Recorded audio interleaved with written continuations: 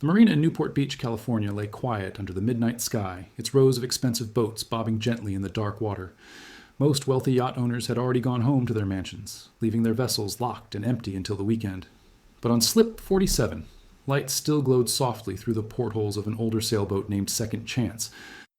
Inside, Sarah Mitchell was reading her daughter a bedtime story, unaware that her peaceful evening was about to shatter. If you're enjoying the story, please hit that subscribe button and give this video a thumbs up. It really helps us bring you more content like this. Sarah had bought the 38-foot sailboat 6 months ago with the last of her divorce settlement. At 42 years old, she'd found herself starting over after her ex-husband had left her for someone younger, taking most of their savings in a messy legal battle. The boat wasn't much to look at, with faded teak decks and sails that needed replacing, but it was hers. More importantly, it was affordable, and the marina allowed liveaboards. For Sarah and her 8-year-old daughter Emma, it had become home. The interior was cramped but cozy. Sarah had made it work, hanging cheerful curtains over the small portholes and filling the narrow galley with Emma's artwork from school. The forward cabin, barely big enough for a double bunk, belonged to Emma. Sarah slept on the convertible settee in the main salon.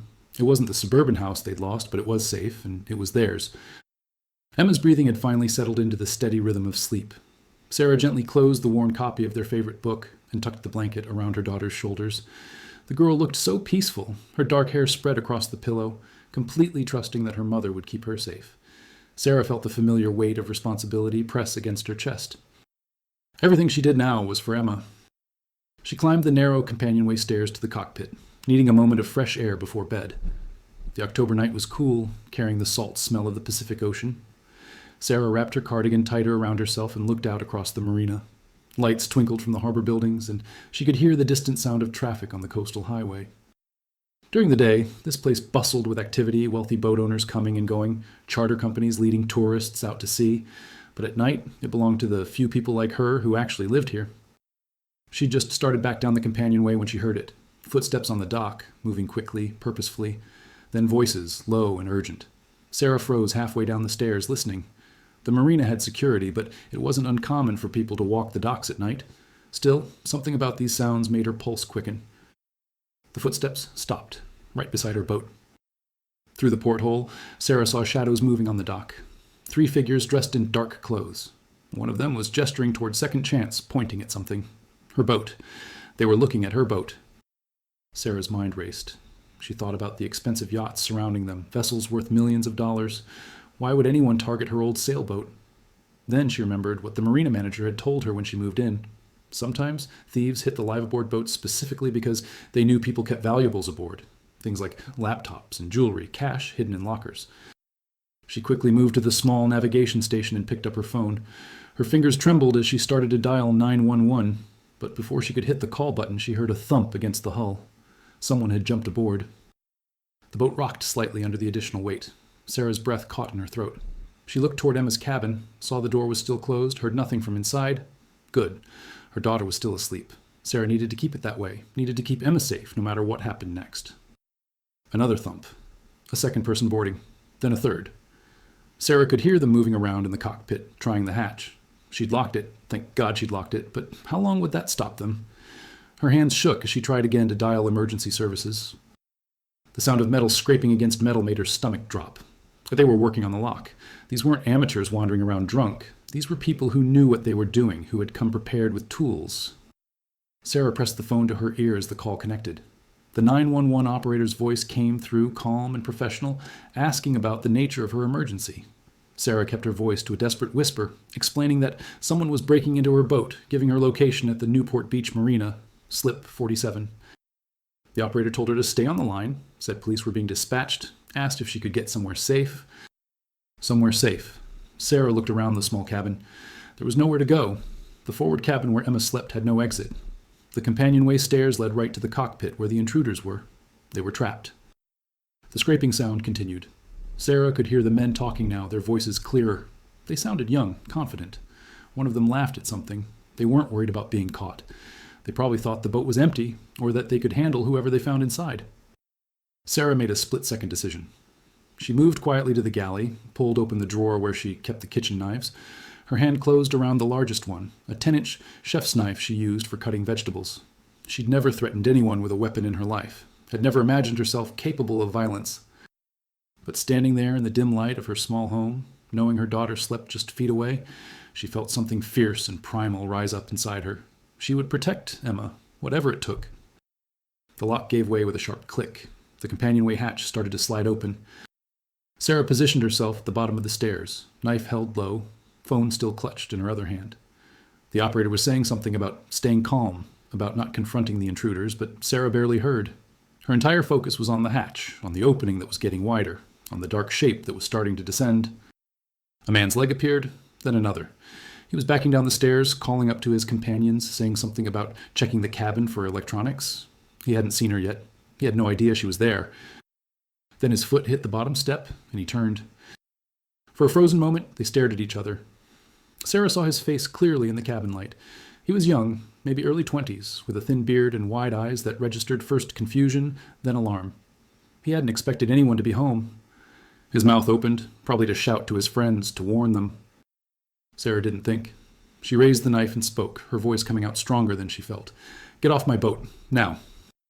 The young man's eyes locked onto the blade. He took a step back, bumping into the stairs. "Whoa, lady, take it easy." "Get off my boat," Sarah repeated. Her hand was shaking, but she kept the knife pointed at him. "The police are already coming. Get out now, and maybe you can still run." She heard movement above, the other two men reacting to their friend's voice. Someone called down, asking what was going on. The young man in front of her was calculating. She could see it in his eyes, trying to figure out if she would really use that knife, if he could disarm her, if it was worth the risk. "There's nothing here worth stealing," Sarah said, keeping her voice steady. "This boat is barely worth anything. I'm just trying to give my daughter a home. Please, just leave us alone." Something shifted in the young man's expression. He glanced past her toward the forward cabin, seemed to realize for the first time that a child was aboard. Sarah saw him hesitate, saw something that might have been shame cross his face. One of the men above called down again, more insistent. The young man raised his voice without taking his eyes off Sarah. "Nobody's home. False alarm. Let's go." "What?" The voice from above sounded confused. "I said, let's go, now." Sarah heard grumbling, heard the other two men moving around in the cockpit. For a long, terrible moment, she thought they might ignore their friend and come down anyway. She tightened her grip on the knife, prepared to do something she'd never imagined herself capable of. But then she heard footsteps on the deck, heard the thump of someone jumping back to the dock, then another thump. The young man in front of her slowly backed up the stairs, his hands raised, keeping his eyes on her knife until his head disappeared through the hatch. Sarah stood frozen, listening to their footsteps receding down the dock. She counted to 10, then 20, her heart hammering so hard she thought it might burst. Finally, she dropped the knife into the galley sink and scrambled up to the cockpit. The dock was empty. The three figures were disappearing around the corner of the marina building, moving fast. Sarah slammed the hatch shut and twisted the damaged lock as best she could. It wouldn't hold if someone really tried, but it was something. She was still standing there, shaking, when she heard Emma's small voice from below. "Mommy, what's happening?" Sarah forced herself to take a deep breath, to calm the tremor in her hands before she climbed back down. Emma was sitting up in her bunk, looking confused and frightened. Sarah gathered her daughter into her arms, held her tight, felt the little girl's heart beat against her chest. "It's okay, baby. Everything's okay. Just some people who got confused about which boat was theirs. They left." Emma burrowed into her mother's embrace, accepting the explanation the way children do when they trust the adult to handle things. Sarah held her daughter and stared at nothing, her mind replaying those terrifying minutes over and over. The police arrived 20 minutes later, two officers who took her statement with practiced efficiency. They examined the damaged lock, took photos, asked about security cameras in the marina. Sarah answered their questions as best she could, trying to describe the three men, even though she'd only gotten a clear look at one. The older officer, a woman named Hernandez, who had kind eyes and gray streaking through her dark hair, sat with Sarah in the cabin while her partner searched the nearby docks. "You did the right thing calling us," Hernandez said. "But I have to tell you, confronting intruders like that is dangerous. You could have been hurt." Sarah nodded, wrapping her hands around a cup of tea that had gone cold. "I know, but my daughter was here. I couldn't just let them." Hernandez glanced toward the forward cabin, where Emma had finally fallen back asleep. "I understand. I'm a mother, too. But next time, if there is a next time, lock yourself in a cabin with your daughter and let the police handle it. These things can go wrong fast." After the officers left, promising to increase patrols in the marina, Sarah sat alone in the dark cabin. The adrenaline was wearing off, leaving her exhausted and shaky. She thought about Officer Hernandez's words, about how tonight could have ended differently. The young man could have had a weapon. He could have called his friends down. Things could have escalated in 100 different terrible ways. But they hadn't. Against all odds, the intruders had left. Because of one moment of hesitation, one flash of humanity in that young man's eyes when he realized a child was sleeping feet away. Sarah climbed into her makeshift bed on the settee but couldn't sleep. Every sound from outside made her tense. Every creak of the boat swinging on its lines made her imagine someone boarding. The damaged lock wouldn't keep anyone out now. They were completely vulnerable. As the sky started to lighten with the approaching dawn, Sarah made a decision. She'd been trying so hard to make this work, to prove to herself and Emma that they could build a life on this boat. But tonight had shown her the reality. Living on the water, in an isolated marina, with inadequate security and no real neighbors to hear if something went wrong, it wasn't safe. Not for a single mother and a young daughter. She hated admitting defeat, hated the idea of giving up this small piece of independence she'd fought so hard to claim. But Emma's safety had to come first. It had to come before pride, before stubborn determination, before anything else. When Emma woke up a few hours later, Sarah was already on the phone with her sister in Long Beach. Michelle had offered multiple times to let Sarah and Emma stay with her family, to help them get back on their feet. Sarah had always refused, not wanting to be a burden, not wanting to admit she couldn't manage on her own. Now she swallowed that pride and asked for help. Michelle didn't hesitate. Pack up whatever you need today. You can move in this weekend. The kids will be thrilled to have Emma around. Over the next 3 days, Sarah made arrangements. She contacted the marina about breaking her live aboard contract early, listed Second Chance for sale with a local broker, started packing up their belongings. It hurt, boxing up the life they'd tried to build, but every time doubt crept in, she remembered that moment at the bottom of the companionway stairs, knife in hand, and knew she was making the right choice. The marina community rallied around her in unexpected ways. Frank, the weathered captain who ran sport fishing charters from the next dock over, helped her sort through mechanical equipment she wouldn't need. He'd always been friendly but distant, focused on his business. Now he spent hours helping her inventory tools, explaining which items she should keep and which she could sell. Heard about what happened the other night, he said while they worked. Takes guts, what you did, but living aboard solo with a kid, it's tough, especially for women. Marina's not as safe as it used to be. Sarah appreciated his honesty, even if it confirmed her worst fears. She asked him what had changed, why the marina felt different than when she'd first moved in. Frank shrugged, coiling a length of rope. The economy's rough right now, a lot of desperate people. Harbor Patrol got their budget cut last year, so there's less security. And thieves know most boats are empty at night. They've been hitting this marina, and the ones down in Dana Point too. You probably weren't specifically targeted, just bad luck. Bad luck. Sarah supposed that's what it was. Bad luck that had led her to this marina, to that particular night, to those particular intruders. But also good luck that they'd left without anyone getting hurt. Good luck that Emma had slept through most of it. Good luck that Sarah's sister had room in her house and a generous heart. Jennifer, a woman about Sarah's age who lived 3 docks over with her husband and teenage son, brought by a casserole one evening. She'd heard Sarah was leaving and wanted to say goodbye. They sat in the cockpit while Emma played on the dock under the watchful eye of Jennifer's son. "I'll miss seeing you around," Jennifer said. "There aren't many of us women live aboards. It's mostly retired men like Frank, or wealthy people who only stay on their boats occasionally." Sarah had wondered about that, had noticed the marina's demographic skewed heavily male. "Was it hard for you, starting out living here?" Jennifer smiled, but it didn't quite reach her eyes. "Honestly, yes. My husband's here, which helps. But even so, we've had issues. People assuming I can't handle lines or don't understand navigation. Men talking to Steve when I'm the one who asked the question. It's better now that we've been here a few years, but it took time to earn respect." Sarah thought about that conversation for days afterward. She'd been so focused on the financial benefits of living aboard, on providing Emma with an adventure and a fresh start, that she hadn't fully considered the social dynamics. The marina was its own small community with its own rules and hierarchies, and she'd been too new, too alone to have established her place within it. Moving day arrived sooner than Sarah expected. Michelle pulled up to the marina in her SUV, her husband Tom following in their pickup truck. They made quick work of loading boxes, bags of clothes, Emma's toys and books. The boat's interior looked bare and sad without their personal touches. Emma cried when it was time to say goodbye to Second Chance. She'd loved living on the boat, had thought it was magical waking up to the sound of water lapping against the hull, watching seabirds from the porthole. Sarah held her daughter and let her cry, understanding the loss. They were leaving behind more than just a boat. They were leaving behind a dream. "Oh, we'll come back and visit," Sarah promised. "Once we sell her, the new owners might let us come see her sometimes." It was an empty promise, and they both knew it. The broker had explained that Second Chance would likely sell to someone planning to refit her, Possibly someone who'd move her to a different marina, or even sail her to Mexico. Still, Emma nodded and wiped her eyes, trying to be brave. Frank was on the dock to see them off. He shook Sarah's hand with his calloused grip and told her to take care of herself. "You're a fighter," he said. "That's good. You're going to need that moving forward." Michelle's house in Long Beach was everything the boat wasn't. Spacious, warm, located on a quiet street with trees and sidewalks. Emma would have her own room, would be able to walk to her new school, would have Michelle's kids as built-in playmates. Sarah would have time to look for a real job, instead of piecing together odd gigs at the marina. On paper, it was a huge improvement. But Sarah felt like a failure.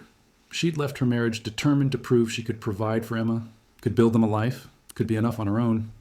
Instead, she'd lasted less than a year before having to move in with family, before admitting she couldn't hack it. Michelle found her sitting on the back porch late one night, a few weeks after the move. The kids were asleep, Tom was watching television, and Sarah had stepped outside to get some air.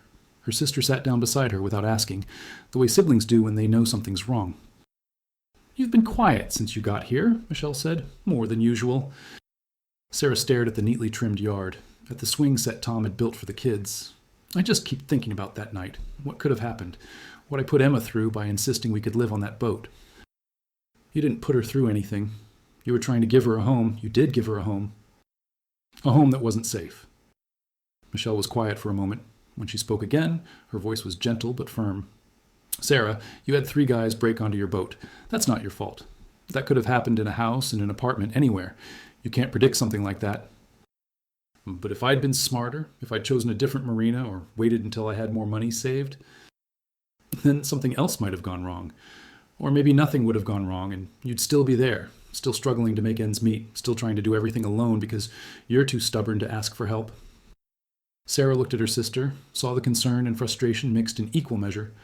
Michelle had always been the practical one, the one who'd made sensible choices, married young, bought a house, built a stable life. Sarah had been the adventurous one, marrying a man who'd seemed exciting and successful but turned out to be neither. Getting divorced when most of her friends were celebrating anniversaries, moving onto a boat when everyone else was upgrading to bigger houses. "I wanted to prove I could do it," Sarah admitted, "that I didn't need anyone's help." "Why? What were you trying to prove, and to who?" It was a simple question that cut right to the heart of things. Sarah thought about her ex-husband, about the lawyers who'd picked apart her life, about well-meaning friends who'd looked at her with pity, about her own parents, long deceased, who'd raised her to be independent and self-sufficient. "To everyone, I guess. To myself, most of all." Michelle reached over and took her hand. "You're one of the strongest people I know. You've been through hell these past few years, and you're still standing. Emma is happy and healthy and doing great in school. That's success. Not living on a boat or owning a house or any of that external stuff. You're already succeeding at the only thing that really matters."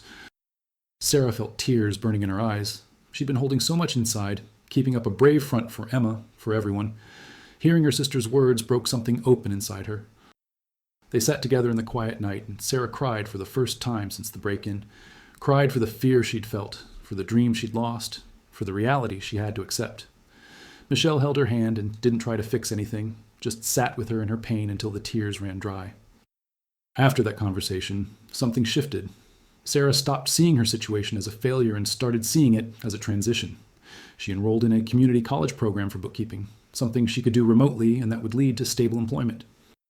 She helped around Michelle's house, cooking dinners and helping with homework, contributing where she could instead of feeling like a burden. Emma thrived in her new school. She made friends quickly, joined the after-school art program, started sleeping through the night without the nightmares that had plagued her those first weeks after the break-in. Watching her daughter flourish, Sarah realized she'd made the right choice. Safety and stability mattered more than independence and adventure, at least for now. The boat sold 3 months later. A retired couple from Oregon bought Second Chance, planning to sail her up the coast and eventually to Alaska.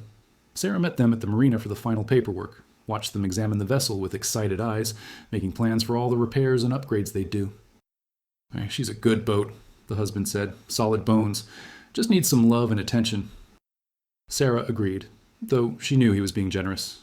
Second Chance needed a lot more than love. She needed new sails, updated electronics, probably a rebuilt engine.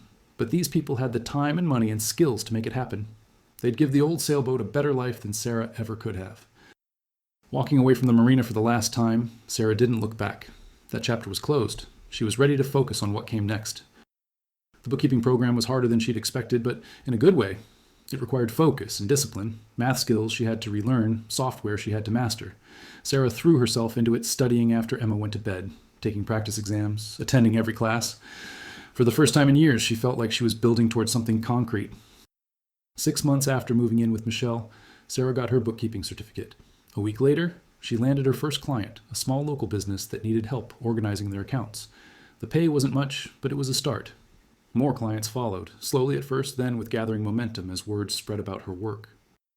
She started saving money again, putting aside whatever she could spare. Not for another boat this time. For an apartment, maybe.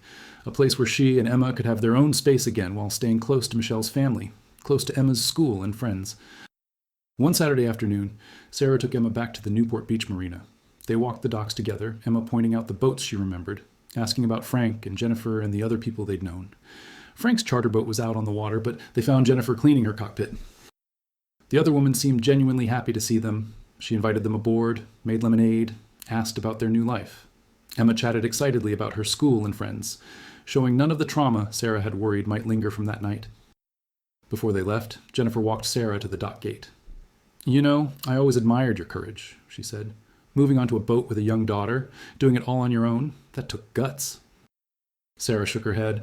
"I don't know if it was courage or just desperation. Does it matter? You did something hard. You tried something most people wouldn't dare. And when it didn't work out the way you planned, you adjusted. That's not failure, that's survival." Those words stayed with Sarah as she drove home through the late afternoon traffic. Emma fell asleep in the back seat, tired from all the walking and fresh air. Sarah glanced at her daughter in the rearview mirror, saw the peaceful expression on her face, and felt a deep sense of gratitude. They'd survived. Not just that terrifying night on the boat, but everything that had come before and after.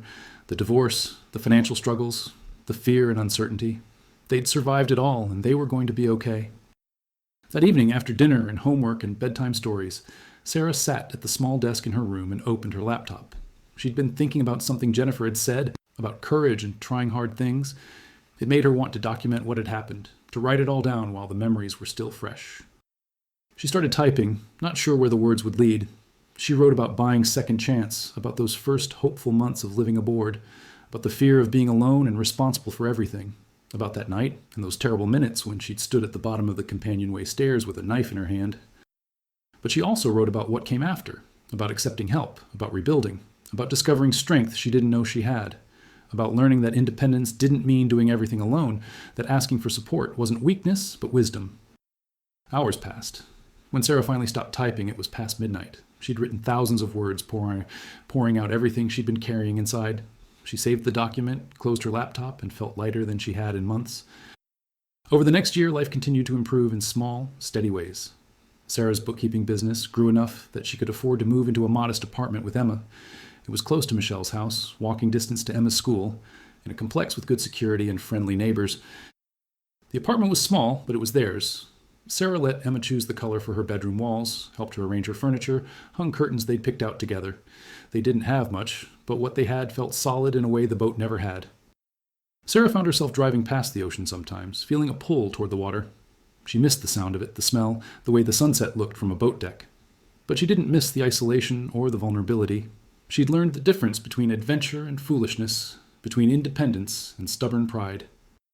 Emma was thriving. She'd joined a swim team, was getting excellent grades, had a close group of friends. She talked about becoming a marine biologist someday, studying ocean animals. The boat might not have worked as a home, but it had given her daughter a love of the water that Sarah was glad to nurture in safer ways. One evening, Sarah's sister called with unexpected news. The retired couple who'd bought Second Chance had sailed her up to San Francisco and were documenting their journey on a blog. Michelle had found it and thought Sarah might want to see. Sarah pulled up the blog on her phone and scrolled through entries and photos. The couple had done extensive work on the boat. New sails, refinished decks, completely rebuilt engine. Second Chance looked beautiful, transformed, hardly recognizable as the worn vessel Sarah had sold. But what struck her most were the couple's words. They wrote about falling in love with the boat, about the adventures they were having, about their plans to eventually cross the Pacific. They called Second Chance their dream boat. Sarah felt happy for them. They'd taken something broken and made it whole. They had the skills and resources and partnership to make it work. She'd given them that opportunity by letting go, by accepting that the boat wasn't right for her situation, even if it was perfect for someone else. She showed Emma the blog. Her daughter studied the photos with interest, pointing out changes and improvements. "She looks really nice now," Emma said. "I'm glad someone is taking good care of her." That simple statement captured everything. Sarah had done her best with what she had, and when it wasn't enough, she'd found another path forward. Now Second Chance was having a new life with people who could give her what she needed. Everyone had moved on to where they belonged. 2 years after leaving the boat, Sarah was doing bookkeeping for a dozen small businesses. She'd built a reputation for reliability and accuracy, had steady income, was actually saving money for the first time since her divorce.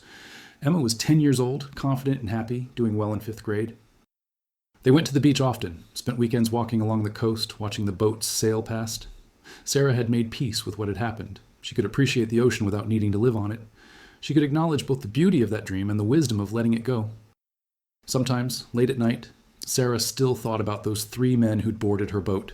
She wondered if they'd been caught, if they'd targeted other vessels, if the young man who'd looked at her and backed away ever thought about that night. She wondered what had driven them to that marina, what desperation or greed or simple poor judgment had put them on a collision course with her life. Mostly, though, she thought about what she'd learned. That strength comes in many forms, that asking for help isn't weakness, that protecting your child sometimes means admitting when something isn't working, that letting go of one dream can open the door to others. Sarah had survived a crisis and come out stronger. Not unscathed, not unchanged, but stronger in ways that mattered. She'd learned to recognize the difference between independence and isolation, between courage and foolhardiness. She'd learned that home isn't a place, but a feeling, created by love and safety and commitment. Emma would sometimes ask about living on a boat again. Sarah never shut down the idea completely. Maybe someday, when Emma was older, when they had more resources, when circumstances were different. But for now, their little apartment with its locked doors and friendly neighbors and solid ground beneath their feet was exactly where they needed to be. The marina incident became part of their story, but it didn't define them. It was something they'd survived, learned from, and ultimately moved beyond. Sarah kept the knife she'd held that night, not as a weapon, but as a reminder. A reminder that she'd stood her ground when it mattered, that she'd protected what was most precious, that she was capable of more than she'd known. 3 years had passed since that night on the boat. Sarah was now 45 and Emma was 11, on the cusp of adolescence with all its challenges and changes. They'd built a life that felt solid and real, so different from those uncertain months living aboard Second Chance. But the lessons from that time stayed with Sarah, informing every decision she made. The bookkeeping business had grown beyond anything Sarah had imagined. What had started as a desperate attempt to build some kind of career had evolved into a thriving practice. She now had 20 regular clients, ranging from small retail shops to mid-sized service companies. She'd hired an assistant, a recent college graduate named Marcus, who was sharp with numbers and eager to learn. Sarah had moved her office out of the apartment and into a small commercial space in downtown Long Beach. It was nothing fancy, just 2 rooms on the 2nd floor of an older building, but it had her name on the door. Sarah Mitchell, certified public bookkeeper. Every time she walked past that sign, she felt a surge of pride mixed with disbelief. She'd actually done it. Built something from nothing. Emma had grown into a thoughtful, observant child who asked deep questions and wasn't satisfied with simple answers. She'd kept her interest in marine biology, spending hours at the aquarium, reading books about ocean ecosystems, watching documentaries about coral reefs and deep-sea creatures. She talked about going to college someday to study oceanography, maybe working for NOAA or the Monterey Bay Aquarium. The fear from that night on the boat had faded for Emma, buried under years of normal childhood experiences. She remembered living aboard Second Chance, but mostly the good parts. The way the boat rocked gently at night, the pelicans that would land on the dock posts, the sunset views from the cockpit. The scary parts had receded into vague memories, which Sarah was grateful for. For Sarah, though, that night remained vivid. Not in a traumatic way, but as a turning point. She'd faced something terrifying and come through it. She'd made hard choices to protect her daughter. She'd learned when to stand her ground and when to retreat. Those lessons had proved valuable in countless situations since then. The relationship with her ex-husband had settled into a distant but functional co-parenting arrangement. David paid child support now, though it had taken multiple court appearances to make that happen. He saw Emma every other weekend, taking her to his condo in Irvine where he lived with his new wife. Emma didn't complain about these visits, but she never seemed particularly excited about them either. Sarah tried not to read too much into that, tried not to use her daughter as a barometer for her own unresolved feelings about the divorce. Michelle and Tom's family had become Emma's extended support system. Their kids, now teenagers, treated Emma like a little sister, including her in their activities and looking out for her at school. Michelle herself had become more than just Sarah's sister. She was her best friend, her business advisor, her sounding board for every major and minor decision. One Saturday morning in early spring, Sarah was working in her office when her phone rang. It was Frank, the charter captain from the Newport Beach Marina. She hadn't heard from him in over a year, and his voice brought back a flood of memories. "Sarah, hope I'm not bothering you," he said in his gravelly voice. "Got your number from the Marina records. Wanted to tell you something I thought you'd want to know." Sarah set down her pen, curious. "Of course, Frank. What's going on?" "They caught the guys who broke into your boat. Well, 2 of them anyway. Turns out they'd been hitting marinas all up and down the coast. Got arrested last month in San Diego trying to break into a yacht down there. Police connected them to a bunch of other break-ins, including yours." Sarah's breath caught. She'd never really expected them to be caught. Had assumed they'd gotten away clean. "Did they say why they targeted my boat?"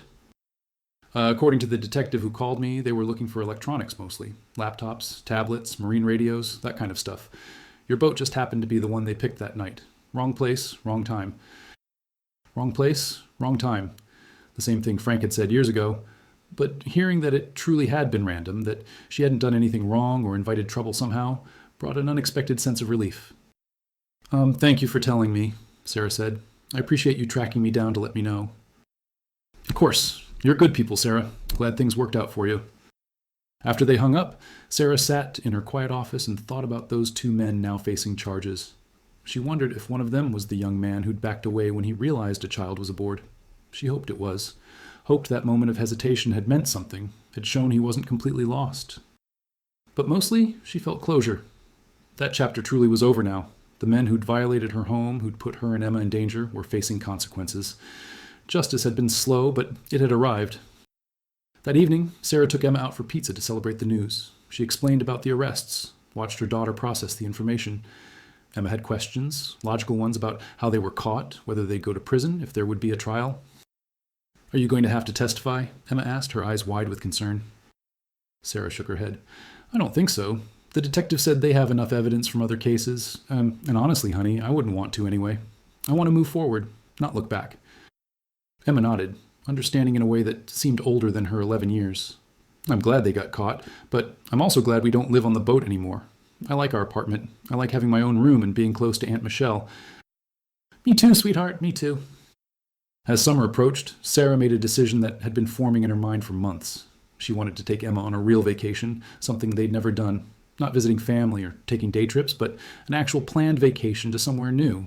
She'd been saving money specifically for this, putting aside a little each month until she had enough. She let Emma help choose the destination. After much research and debate, they settled on a week in San Diego. They'd stay in a hotel near the beach, visit the famous San Diego Zoo, tour the USS Midway Museum, and spend time at La Jolla Cove watching the seals. Emma was particularly excited about the Birch Aquarium at Scripps, which had exhibits on local marine life. The vacation was everything Sarah had hoped for. They ate too much ice cream, stayed up later than usual, walked miles exploring the city.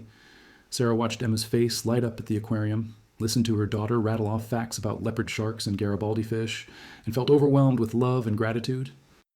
On their last evening, they walked along the beach at sunset. The ocean was calm, reflecting pink and orange from the sky. Sailboats dotted the horizon, their white sails catching the last rays of light. Sarah felt Emma slip her hand into hers, a gesture that was becoming less common as her daughter grew older and more independent. "Mom," Emma said quietly, "do you ever miss the boat?" Sarah considered the question honestly. "Sometimes I miss parts of it. I miss being close to the water every day. I miss the simplicity of it, how small our world was. But I don't miss the struggle or the fear or feeling like we were always one problem away from disaster." "I'm glad we tried it, though," Emma said. "Even though it didn't work out, it was an adventure." Sarah squeezed her daughter's hand. "It was definitely an adventure, and you know what? We can still have adventures, they just look different now." They stood together watching the sun sink toward the horizon, and Sarah felt at peace. Not because life was perfect or easy, but because they'd found their way through something hard and come out stronger. Because Emma was happy and healthy and looking forward to her future. Because Sarah had built something sustainable, something that could support them both. The night terrors she'd occasionally had in the year after the break-in were gone now. The hypervigilance that had made her check locks 3 times and jump at every unexpected noise had faded. She'd done the work to heal, had talked to a therapist about the trauma, had learned techniques for managing anxiety. She'd given herself permission to admit that the experience had affected her, and then she'd done the work to move past it. Back home in Long Beach, life settled into a comfortable rhythm. Sarah's business continued to grow. She was making enough money now to start thinking about long-term goals, maybe buying a small house someday, maybe helping Emma with college expenses, maybe even early retirement if she was smart about investing. Marcus, her assistant, was turning into a valuable partner in the business. He'd taken on more responsibility, handling several clients independently now. Sarah had started mentoring him, teaching him not just the technical aspects of bookkeeping, but the relationship skills that made clients trust and stay loyal. One afternoon, Marcus asked Sarah how she'd gotten started in the business. She told him the abbreviated version, about the divorce and the boat and needing to find a way to support herself and Emma. She didn't mention the break-in or the fear or the desperate feeling of those early months. It must have taken a lot of courage, Marcus said, starting over from scratch like that. Sarah smiled. It wasn't courage, it was necessity. When you don't have a choice, you just do what needs to be done. But later, thinking about that conversation, Sarah realized that maybe it had been courage after all. Not the dramatic kind, not the kind that involved standing at the bottom of stairs with a knife in her hand, but the quieter kind. The courage to start over, the courage to ask for help, the courage to admit when something wasn't working and try something different. She'd rebuilt her life piece by piece, day by day. Had gone from living on a boat with a damaged lock and no real security to having her own business, a safe home, a support system. She'd done that. Not alone, but through her own determination and willingness to keep moving forward. Emma started middle school that fall, a transition that came with its own challenges. New campus, changing classes, social hierarchies that seemed brutal to navigate. Sarah watched her daughter struggle with fitting in, with figuring out who she was becoming, with all the normal pain of adolescence. There were hard days. Days when Emma came home in tears because of something another girl had said. Days when she doubted herself, worried she wasn't smart enough or pretty enough or cool enough. Sarah held her through those moments, reminded her of her worth, helped her develop resilience. Sarah found herself drawing on lessons from their time on the boat. When Emma felt overwhelmed, Sarah reminded her that they'd lived through hard things before and come out okay. When Emma wanted to give up on something difficult, Sarah talked about how she'd kept going even when bookkeeping seemed impossible to learn. When Emma felt alone, Sarah reminded her of all the people who loved and supported her. The middle school years brought other complications too. Emma started asking harder questions about the divorce, about why her father had left, about whether Sarah had seen it coming. These conversations required careful navigation, balancing honesty with age-appropriate information, acknowledging Sarah's hurt without bad-mouthing David. "Did you love Dad?" Emma asked one evening while they were making dinner together. Sarah paused, considering her answer. "Yes, I did. Very much. But people change, and sometimes love isn't enough to keep a marriage together. Your dad and I wanted different things, made different choices. It wasn't anyone's fault, really. We just weren't right for each other in the long run." "Do you think you'll ever get married again?" It was a question Sarah had asked herself many times. She'd gone on a few dates over the years, met men through friends or at business networking events, but nothing had developed into anything serious, partly because she was cautious, partly because she was busy, but mostly because she was content with her life as it was. "I don't know, honey. Maybe someday. But right now, I'm happy with how things are. I have you, I have work I enjoy, I have family and friends. That's enough for me." Emma seemed to accept this, though Sarah suspected the questions would come up again. She was glad her daughter felt comfortable asking, glad they had the kind of relationship where difficult topics could be discussed. One Saturday in December, Sarah took Emma back to the Newport Beach Marina. They hadn't been in over a year, and Emma had asked to visit. They walked the familiar docks, noticing what had changed and what had stayed the same. Frank's charter boat was there, looking a bit more worn than Sarah remembered. Jennifer's boat was gone, the slip empty. Sarah wondered if they'd moved or sold. They found Frank working on his boat, replacing some worn rigging. His face lit up when he saw them. He climbed down from the boat and gave Emma a hug, told her how much she'd grown. They caught up on news, Frank sharing marina gossip, Sarah filling him in on her business. "You ever think about getting another boat?" Frank asked. Sarah looked out at the water, at the boats bobbing in their slips, and shook her head. "No, that chapter's closed for me. But I'm glad we did it, even though it didn't work out. I learned a lot." "That you did," Frank agreed. "Takes most people a lifetime to learn what you figured out in 6 months." As they walked back to the car, Emma was quiet. Sarah asked what she was thinking about. "It's weird being back here," Emma said. "I remember it so differently. Everything seems smaller now." Sarah understood exactly what she meant. The marina had seemed so big when they'd lived there, full of possibility and adventure. Now it looked like what it was, a nice but ordinary marina, full of boats that mostly sat unused, a place people came to escape their real lives for a few hours. "Things always look different when you return to them," Sarah said. "We've changed. This place hasn't. That's why it feels small now." The holiday season that year was the best one they'd had in years. Sarah could afford presents without stress, could say yes when Emma asked for things, could contribute meaningfully to Michelle's family celebrations. They spent Christmas Day at Michelle's house, surrounded by family, eating too much food, watching Emma and her cousins tear through presents. Later, when Emma was playing video games with the other kids, Michelle pulled Sarah aside. They stood in the kitchen together, cleaning up wrapping paper and ribbon. "I'm proud of you," Michelle said. "Look at everything you've built, everything you've overcome." Sarah felt tears prick her eyes. Her sister had been there through all of it, had never judged or made her feel small, had offered help without making it feel like charity. "I couldn't have done it without you. You know that, right?" "Maybe, but I didn't do the hard work. That was all you." They hugged, and Sarah felt the weight of the past few years settle and lift at the same time. She'd carried so much fear and shame and doubt, but standing in her sister's kitchen, watching her daughter laugh with her cousins, knowing her business was stable and growing, Sarah finally let herself believe that she'd made it through, not just survived, but actually thrived. As the new year began, Sarah set new goals. She wanted to buy a house within 2 years, wanted to continue growing her business, maybe even hire another assistant, wanted to take Emma on another vacation, maybe to Hawaii this time, wanted to start dating more seriously, opening herself up to the possibility of finding a partner. But more than any specific goal, Sarah wanted to continue building the life she'd fought so hard for, wanted to give Emma a foundation that felt unshakable, wanted to prove to herself that the scared woman who'd stood at the bottom of those companionway stairs had grown into someone strong and capable and whole.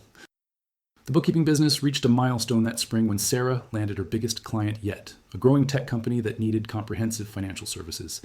The contract was worth more than all her other clients combined. She celebrated by taking Marcus and his girlfriend out to dinner, by buying Emma the expensive telescope she'd been wanting, by allowing herself to feel genuinely successful for the first time. She also made a decision she'd been contemplating for months. She enrolled in classes to become a full CPA, not just a bookkeeper. It would take 2 years of study while working full-time, would be expensive and exhausting, but it would open doors and allow her to serve clients at a higher level. Emma was 13 now, fully immersed in the complicated social world of teenage girls. She'd found her group of friends, was doing well in school despite the typical ups and downs of adolescence. She'd joined the school's environmental club and was passionate about ocean conservation, giving presentations about plastic pollution and coral bleaching. Sarah watched her daughter come into her own and felt amazed.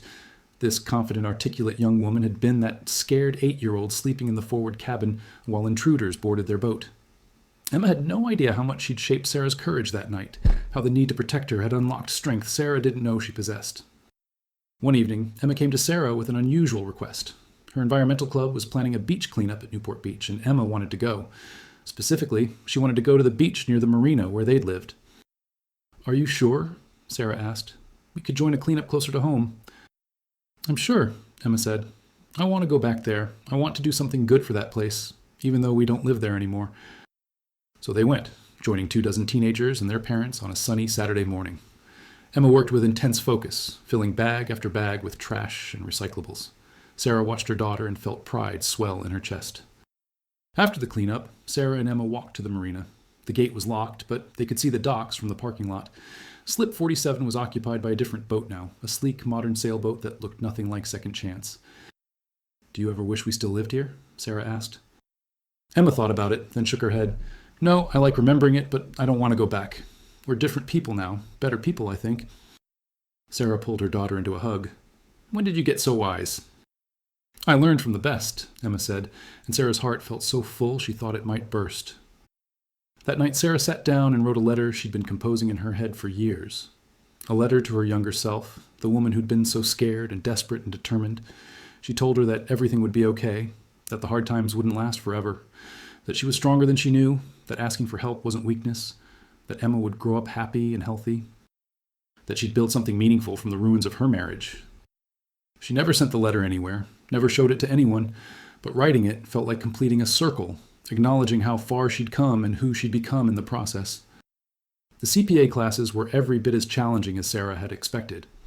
She studied late into the night, balanced coursework with running her business, occasionally felt overwhelmed by the sheer volume of information she needed to master. But she'd learned how to push through difficult things, had learned that temporary discomfort led to lasting growth. Marcus stepped up even more during this time, taking on additional responsibilities without being asked. Sarah realized she was building something bigger than just a way to support herself. She was creating a business that could eventually run without her constant presence, that could employ other people, that could make a real impact in the community. Emma started high school, bringing new challenges and opportunities. She was thinking seriously about college now, researching marine biology programs, talking about schools in California and beyond. Sarah encouraged her to dream big while also starting to save for tuition, knowing the costs would be significant. David had remained a distant but consistent presence in Emma's life. He came to school events occasionally, paid child support on time, took Emma for their scheduled weekends.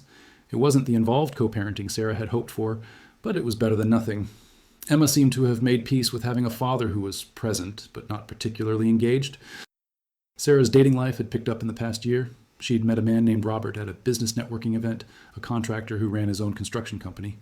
They'd been seeing each other casually for 6 months, taking things slow, both of them cautious from previous relationships that had ended badly.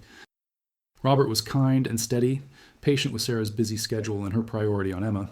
He had 2 kids of his own from his first marriage, teenagers who lived with their mother but spent summers with him. He understood the complexities of blended families and single parenting. Sarah wasn't sure where the relationship was headed, but she enjoyed his company, enjoyed having someone to talk to about adult things, someone who made her laugh, someone who reminded her she was more than just a mother and businesswoman. She was also a woman who deserved companionship and affection. 5 years had passed since that night on the boat. Sarah was now 47, Emma was 13, and their life bore almost no resemblance to those uncertain days living aboard Second Chance. Sarah had passed her CPA exam, had officially renamed her business Mitchell Financial Services, had moved into a larger office space with 3 employees. The house she'd been saving for became a reality. A small 3-bedroom in a good neighborhood. Nothing fancy, but solid and safe with a yard and a garage and room for Emma to have friends over. Sarah cried the day she got the keys, overwhelmed by what it represented. Stability, security, success. She'd done it. Really done it. Emma helped pick paint colors, arrange furniture, plant flowers in the front yard. She was 14 now, taller than Sarah, with her own sense of style and strong opinions about everything. They fought sometimes, the way mothers and teenage daughters do, but the foundation of their relationship remained strong. One evening, unpacking boxes in her new house, Sarah came across the knife from that night on the boat. She'd kept it all these years, wrapped in a dish towel, moved it from the boat to Michelle's house, to the apartment, and now to this house. She held it in her hand, remembered the weight of it, the fear and determination she'd felt. Emma walked into the kitchen and saw her mother holding the knife. "Is that the one from that night?" Sarah nodded. "I've kept it all this time. I'm not sure why." "Because it reminds you that you're strong," Emma said simply. "That you can protect us, that you won't back down when it matters." Sarah looked at her daughter, amazed once again by her insight. "You're right. That's exactly why." She put the knife away in a drawer. Not hidden, but not displayed either. A private reminder of who she'd become and what she'd survived. The first year in the house brought unexpected challenges. Home ownership came with responsibilities Sarah hadn't fully anticipated. When the water heater broke 3 months after moving in, she had to scramble to cover the replacement cost. When the air conditioning system failed during a brutal summer heat wave, she spent 2 sleepless nights researching financing options. But each problem she solved reinforced her capability, her resourcefulness, her ability to handle whatever life threw at her. Robert proved invaluable during this time. He helped her navigate contractor quotes, spotted red flags in estimates, even did some repairs himself.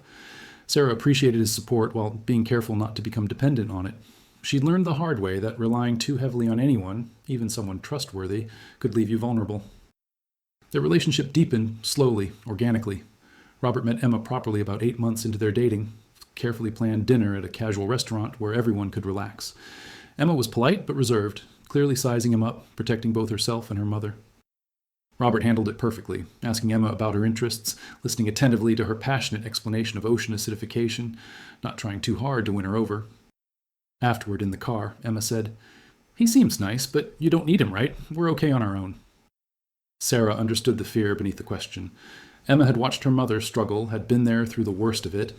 The idea of adding another variable, another person who might leave or disappoint them, felt risky. "We're absolutely okay on our own," Sarah assured her. "Robert is someone I enjoy spending time with, but he doesn't fix anything or change anything fundamental about our life. We're complete as we are. He's just additional." Emma seemed satisfied with this answer, and over the following months, she warmed to Robert's presence. He never tried to act like a father figure, respecting the boundaries of his role. He was simply Sarah's boyfriend, someone who showed up occasionally for dinners and outings, someone who made her mother smile.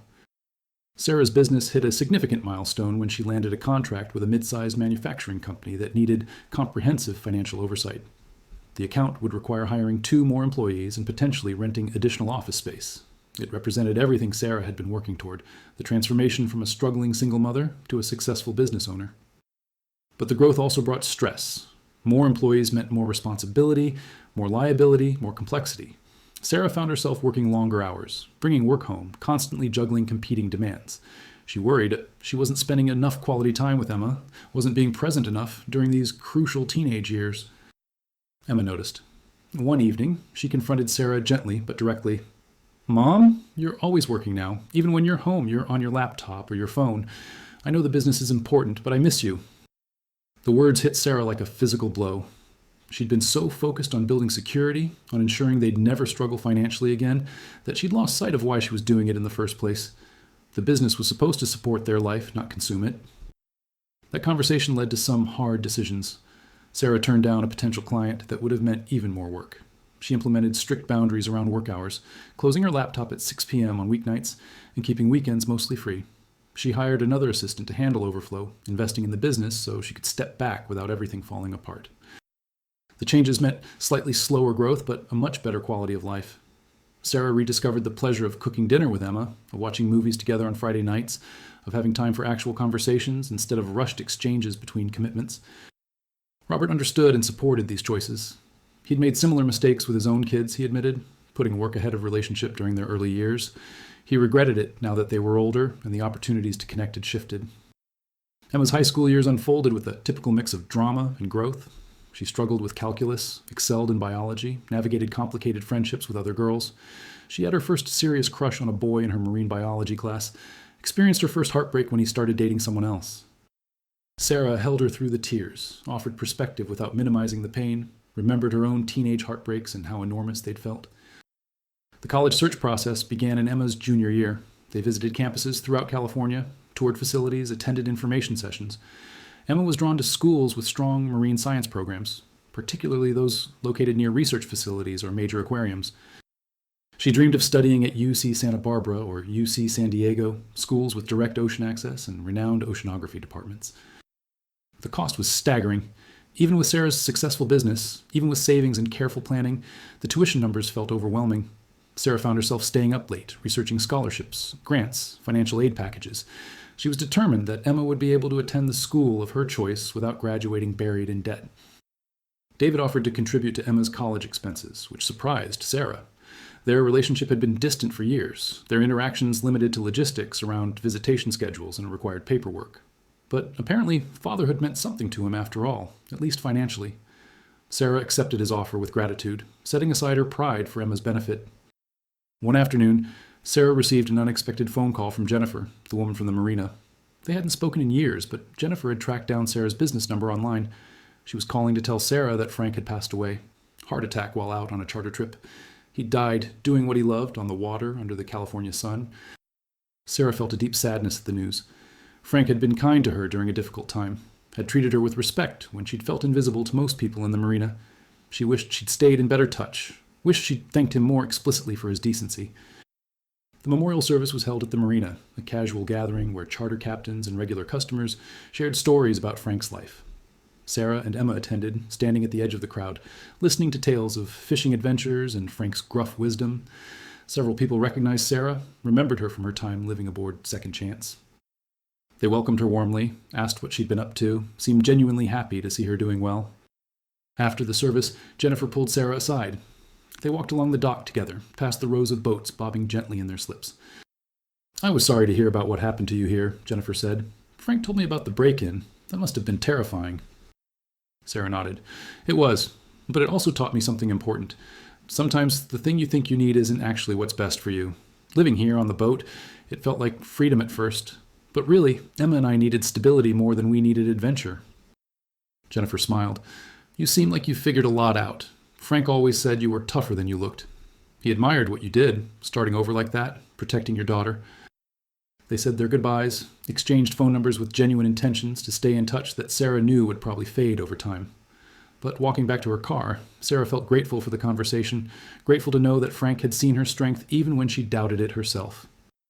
Emma's senior year brought the intense pressure of college applications, SAT preparation, scholarship essays. Sarah watched her daughter work herself to exhaustion, driven by ambition and fear in equal measure. She tried to provide perspective, to remind Emma that her worth wasn't determined by which colleges accepted her, but teenagers rarely believe such reassurances. When the acceptance letters started arriving in the spring, Emma's hard work paid off. She got into several excellent schools, including UC San Diego. She had also received a partial scholarship, a combination of merit and need-based aid that would make attendance feasible without crushing debt. The day Emma made her final decision, choosing UC San Diego's Scripps Institution of Oceanography program, Sarah cried. Happy tears, proud tears, bittersweet tears about her daughter leaving for college in just a few months. Emma was 18 now, legally an adult, ready to start her own life. The scared 8-year-old from the boat felt like ancient history.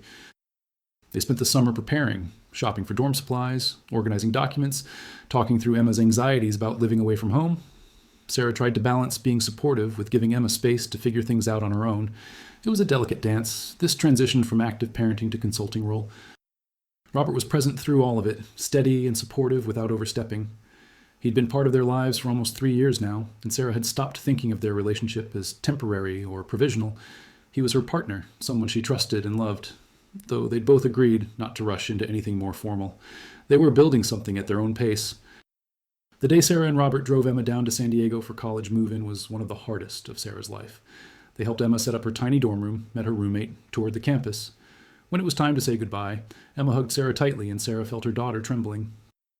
"I'm scared," Emma whispered. "I know, baby, but you're going to be amazing. You've always been braver than you think." "I learned that from you," Emma said, pulling back to look at her mother. "Everything I am, everything good about me, I learned from watching you. How to be strong, how to ask for help when you need it, how to start over when things don't work out. You taught me all of that." Sarah couldn't speak, couldn't see through her tears. She just held her daughter and felt the weight and wonder of the past decade. All the struggles, all the fear, all the small daily choices that had added up to this moment. Driving home without Emma felt surreal. The house seemed too quiet, too empty. Sarah found herself walking into Emma's room just to feel close to her, straightening things that didn't need straightening. Robert gave her space to grieve this transition while also being there when she needed company. Sarah threw herself into work, took on additional clients, started teaching a bookkeeping workshop at the local community college. She needed the distraction, needed to feel useful and productive, but she also made time for self-reflection, for processing this new phase of life. She was 49 years old, single mother turned successful business owner, facing an empty nest, an uncertain future. But unlike a decade ago when uncertainty had felt terrifying, now it felt almost exciting. She'd proven to herself that she could handle whatever came. She had resources, skills, a support system, and most importantly, the knowledge that she was capable of more than she'd ever imagined. Emma thrived at college. She called or texted almost daily at first, sharing details about classes and new friends and the overwhelming cafeteria options. Gradually, the communication became less frequent as she settled into campus life, which Sarah knew was healthy and appropriate, even though she missed the constant contact. Sarah visited Emma once that first semester, taking her out for lunch and walking around La Jolla. Emma seemed different, more confident, more sure of herself. She talked excitedly about her marine biology classes, about research opportunities with professors, about internship possibilities at the aquarium. "Are you happy?" Sarah asked as they sat watching the seals at the cove. "Really happy," Emma said. It's hard sometimes, and I get stressed about grades and money in the future, but yeah, I'm happy. I'm exactly where I'm supposed to be." Sarah thought about those words for weeks afterward. Being exactly where you're supposed to be. She wondered if she felt that way about her own life. The business was successful. Her relationship with Robert was good. She had a home she loved. But was she where she was supposed to be, or was she just where circumstances had led her? The question prompted Sarah to think about her own dreams beyond providing for Emma. For so long, her entire focus had been on her daughter's well-being and future. But Emma was launched now, pursuing her own path. What did Sarah want for herself? She started saying yes to opportunities she might have previously declined. She joined a women's business organization, attended networking events, took a ceramics class at the community college, just because it sounded interesting. She traveled to San Francisco for a long weekend with Robert, leaving the business in her employees' capable hands. Life wasn't perfect. Money was still tight sometimes, though not desperately so anymore. Sarah still had moments of doubt and fear, still worried about Emma's future and her business and whether she was making the right choices. The house needed repairs that stretched her budget. Her relationship with Robert hit rough patches that required difficult conversations and compromise. But she and Emma were safe, stable, thriving in ways Sarah had hardly dared to hope for during those desperate months on Second Chance. The scared woman who'd stood at the bottom of the companionway stairs with a shaking hand and a kitchen knife had transformed into someone who ran a successful business, owned a home, sent her daughter to college, and built a life worth living. Sarah sometimes drove past the ocean, felt the pull of the water, remembered those 6 months living aboard. She didn't regret the experience, didn't wish it away. It had been necessary, a bridge between who she'd been and who she was becoming. The boat, the struggle, the fear, even that terrible night with the intruders, all of it had shaped her into someone stronger and more capable than she'd known she could be. 10 years after that night, Sarah sat in her backyard on a warm summer evening, Emma home from college for the weekend, Robert grilling dinner, and felt profoundly grateful. Not because everything was perfect or because she'd achieved some specific vision of success, but because she'd survived. She'd protected what mattered most. She'd built something real and lasting from the wreckage of her old life. Emma came outside and sat beside her mother, leaning her head on Sarah's shoulder the way she used to as a little girl. "You know what I was thinking about?" Emma said. "That boat. Second chance. How different our lives would be if we'd never lived there." Sarah considered this. "Do you wish we hadn't?" "No," Emma said firmly. "It was hard and scary sometimes, but it was also important. It taught us we could handle hard things. It brought us closer. And honestly, I think it's part of why I love the ocean so much. Living on the water, even though it didn't work out long term, it gave me something." Sarah squeezed her daughter's hand. "It gave us both something. It gave us proof that we're stronger than we think, that we can adapt and survive and even thrive when things don't go according to plan." As the sun set and Robert called them for dinner, Sarah felt at peace. The journey from that terrifying night on the boat to this peaceful evening in her backyard had been long and difficult, but every step had been worth it.